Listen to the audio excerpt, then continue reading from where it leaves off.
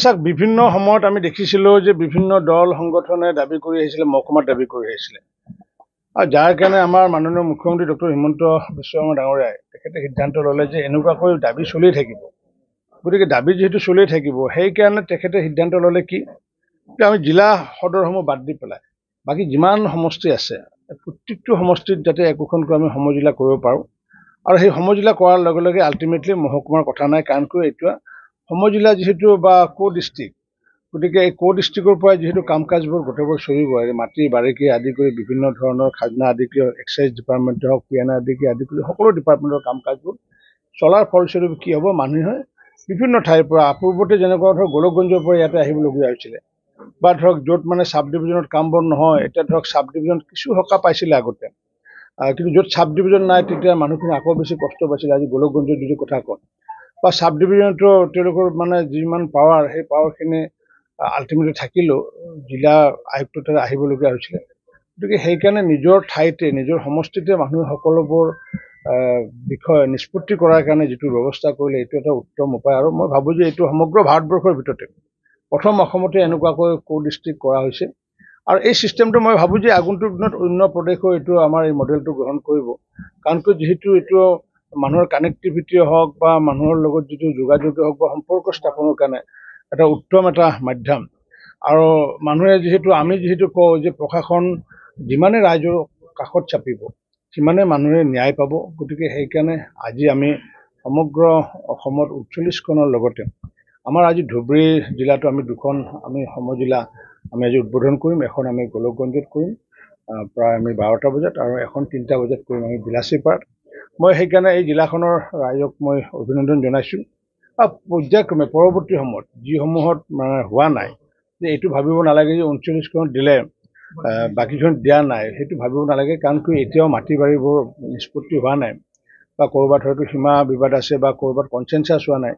মানে বেলেগো বিচাৰিছে বেলেগ ঠাইত একেটা সমষ্টিতে দুটা বা তিনি ঠাইৰ পৰা ডিমাণ্ড আহিছে উদাহৰণস্বৰূপে যদি মই কওঁ যে এতিয়া ধৰক ভৱানীপুৰ সৰভোগৰ কাৰণে ডিমাণ্ড আহিছে ৪ ঠাইৰ পৰা ডিমাণ্ড আহিছে যেতিয়ালৈ কনচেনচাছ নহয় সেইবোৰ ঠাইত মানে সমজিলা দিব পৰা নাযাব কনচেনচাছ যদি ৰাইজে বহি পেলাই যদি আমাক যদি জনায় যে অমুক ঠাইত দিলে আমাৰ কোনো আপত্তি নাই তো তেনেকুৱাকৈ পৰ্যায়ক্ৰমে আমি আগন্তুক দিনত কৰাৰ কাৰণে সিদ্ধান্ত গ্ৰহণ কৰিছোঁ আৰু মানুহে মুখ্যমন্ত্ৰী ডাঙৰীয়াক ঘোষণা কৰিছোঁ অলপতে যে পৰৱৰ্তী সময়ত আৰু কেইখনমান ফেব্ৰুৱাৰী মাহত এনেকুৱাকৈ সমজিলা কাম কৰিম ইতিমধ্যে আমি আমাৰ জিলা আয়ুক্তসকলক আমি আহ্বান জনাইছোঁ যে 10ৰ পৰা 15 বিঘা মাটি তেখেতে যাতে সমজিলাৰ কাৰণে যাতে আবণ্টন দিয়ে আৰু ইনফ্ৰাষ্ট্ৰাকচাৰ ডেভেলপমেণ্টৰ কাৰণে ইতিমধ্যে 5 কোটিকৈ টকা তাত সমজিলাত দিয়া হ'ব যাতে আমি কাৰ্যালয়টো বনাব পাৰোঁ একেটা কাৰ্যালয়তে যাতে ইণ্টিগ্ৰেটেড টাইপৰ কৰিলে বেছি ভাল হ'ব যাতে তাতে যাতে PNRD হওক বা তাতে ছাপ্লাই হওক বা অন্য কাৰণ মানুহে নহ'লে কি মানুহে বিভিন্ন সময়ত বিভিন্ন ঠাইত কাৰ্যালয় খোজে গতিকে বিভিন্ন ঠাইত কাৰ্যালয় খোজা মানে বিভিন্ন ঠাইত যদি কাৰ্যালয় আমি দিব যাওঁ পূৰ্বতে দিছিলে এইটো পলিটিকেলি হেঁচাত কিন্তু আমাৰ সেই হেঁচাৰ পৰা আমি আঁতৰি আহি আমি একেটা ঠাইত মানুহে যাতে একেদিনে আহি যাতে ৩টা ৪টা অফিচ একে স্থানতে যাতে কৰিব পাৰে তাৰ কাৰণে ব্যৱস্থা কৰা হৈছে মই ভাবোঁ এইটো উত্তম এটা ব্যৱস্থা বুলি মই ভাবোঁ যিহেতু আমাৰ ধুবুৰী যিহেতু এগ্ৰিকালচাৰ বেছ এখন ডিষ্ট্ৰিক্ট আৰু আমি জানো যে কৃষি ফল আৰু কৃষকে হৈছে আমাৰ ভাৰতৰ অৰ্থনীতিৰ মূল মেৰুদণ্ড যেতিয়ালৈ আমি কৃষকক আমি আপলিফ্ট কৰিব নোৱাৰিম তেতিয়ালৈ আমাৰ ধুবুৰী জিলাৰে হওক বা অসমৰ GDP বৃদ্ধি কৰিব নোৱাৰিম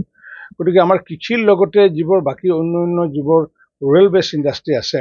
সেই ইণ্ডাষ্ট্ৰি যেনেকৈ আচাৰী কান্দিৰ যদি কথা কওঁ আচাৰী কান্দিক আজি প্ৰমোট কৰাৰ কাৰণে নাবাৰ্ডে যি ব্যৱস্থা কৰিছে গতিকে এই প্ৰমোটৰ ফলস্বৰূপে হয়তো এদিন হয়তো পৃথিৱী বিখ্যাত হৈ যাব পাৰে যেনে যিহেতু পাইছে গতিকে এনেকুৱাকৈ ক্ষুদ্ৰ যিবোৰ পাৰ্টিচিপেণ্ট আছে ৰুৰেল মানে আৰ্টিচিয়ান আছে সেই ৰুৰেল আৰ্টিচিয়ানসকলক সহায় কৰাৰ কাৰণে নাবাৰ্ডে পূৰ্বৰ পৰা কাম কৰি আছে আৰু এখন ৰাজ্যৰ যদি ডেভেলপমেণ্ট যদি হ'ব লাগে বা GDP গ্ৰ'থ হ'ব লাগে without the help of the NABARD এইটো অসম্ভৱ দৃষ্টিত গতিকে আমাৰ এই জিলাখন দেৰিকৈ হ'লেও কৰাৰ কাৰণে মই নাবাৰ্ডৰ GM লোকেন দাস ডাঙৰীয়াকে আদি কৰি সমূহ বিষয়াসকলক মই আন্তৰিক অভিনন্দন জনাইছোঁ যিকোনো খবৰৰ বাবে যোগাযোগ কৰক 7099017330 অথবা 7099017390 নম্বৰত